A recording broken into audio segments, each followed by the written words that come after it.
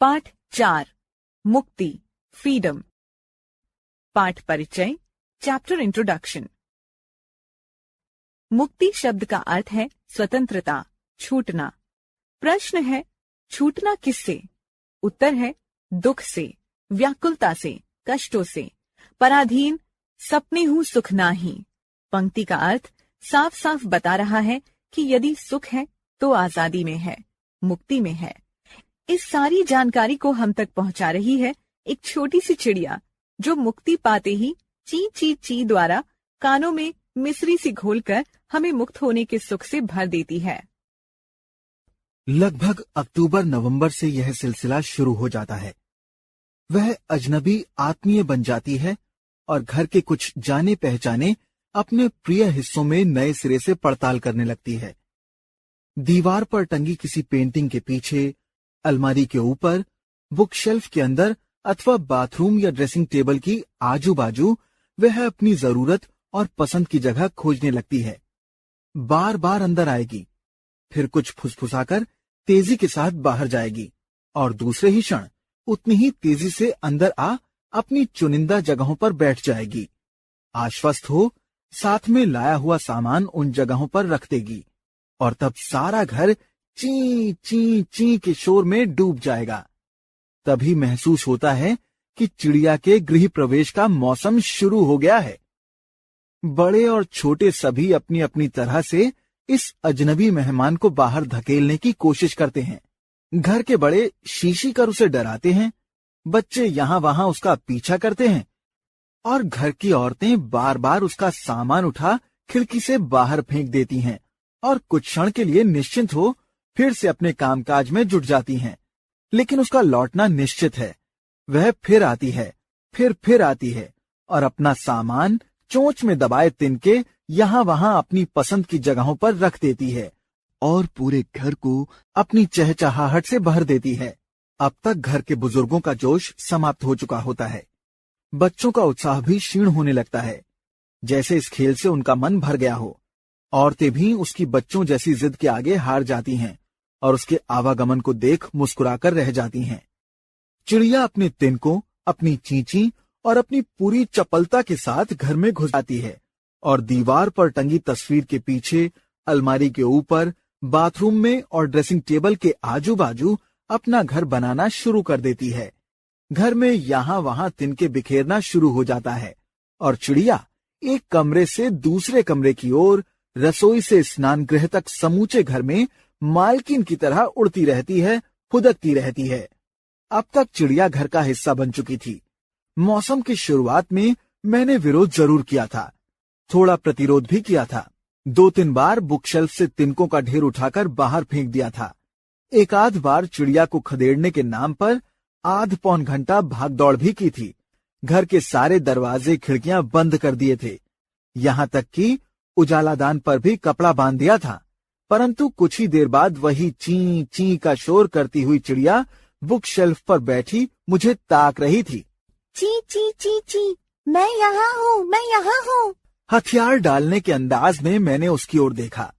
Book shelf जो अभी अभी मैं साफ कर चुका था, वह वहीं बैठी थी और पास में एक सूखा हुआ तिनका पड़ा था। ची ची ची, मैंने तुम्हारा क्या बिगाड़ा? तुम क्यों नाराज हो? उसकी बेचैनी, सरलता और आत्मीयता को देख मैं करुणा और दुलार से भर गया। चेहरे पर का तनाव धुल गया और उसकी जगह चिड़िया जैसी ही मुस्कान तैरने लगी। मैंने उठकर फिर से खिड़कियां खोल दी, पर्दे खींचकर एक ओर कर दिए और प्यार से पूछा, अब तो तू खुश है ना? ची ची ची ची, अब तुम्हारी हमारी दोस्ती, आखिर ये मेरा भी तो घर है। खुली खिड़की से एकदम वह बाहर जाती है, फिर तेजी से आती है।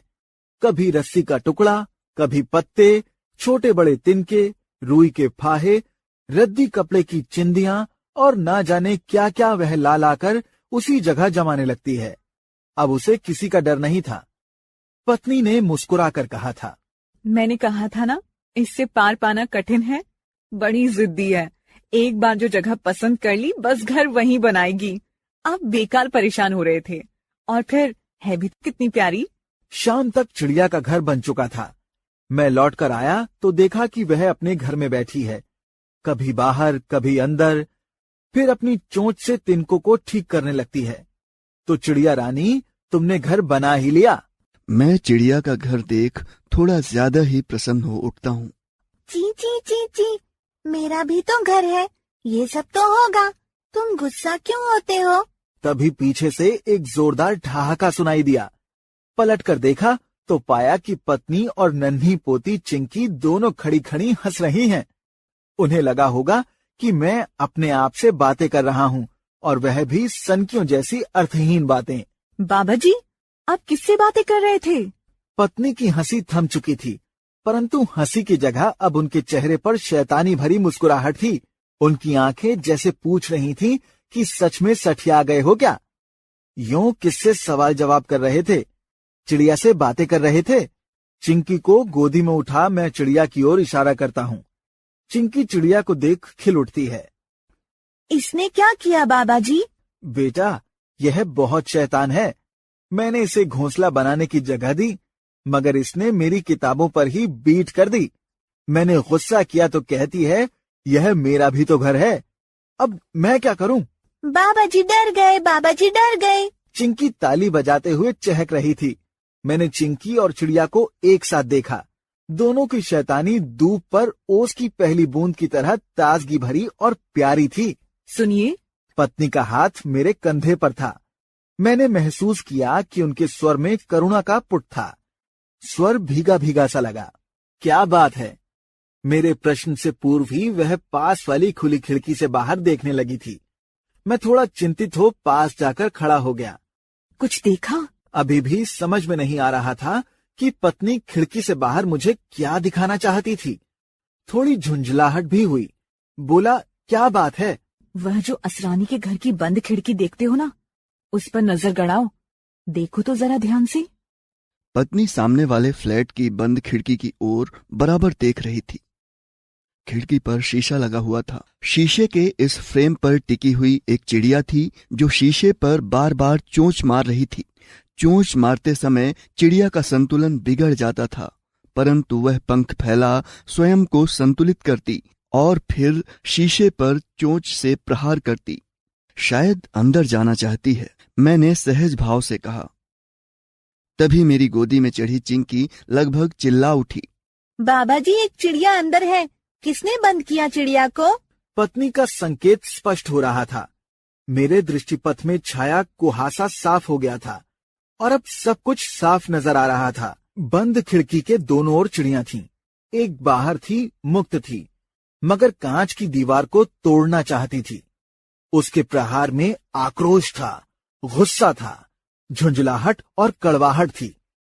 खिड़की के भीतर एक और चिड़िया थी जो चारों ओर से बंद थी, बंद दरवाजों और खिड़कियों में कैद थी, घिरी हुई थी, असहाय और कुंठित सी। वह भी अंदर से कांच पर अपनी चोंच मार रही थी।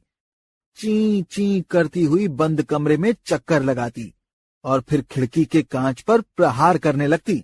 एक बच्चा भी है, वह भी खिड़की के पीछे ही है। पत्नी की आंखों में करुणा तैरने लगी और उन्होंने भारी मन से खिड़की से आंखें हटा ली। सुनो, यह असरानी परिवार यदि 15 दिन में नहीं लौटा तो चिड़िया और उसका बच्चा 15 दिन यूं ही बंद रहेंगे। ये तो मर जाएंगे। मगर जाते वक्त असरानी को भी तो देखना चाहिए था ना। चिड़िया को बंद कर भाई ऐश करने चला गया। देखो ना, कितनी बावली हो गई है। मुझे कोई रास्ता नजर नहीं आ रहा था। चिड़िया बदहवास हो अंदर चक्कर लगाती, ची ची करती और फिर बंद खिड़की के कांच पर चोंच मारने लगती।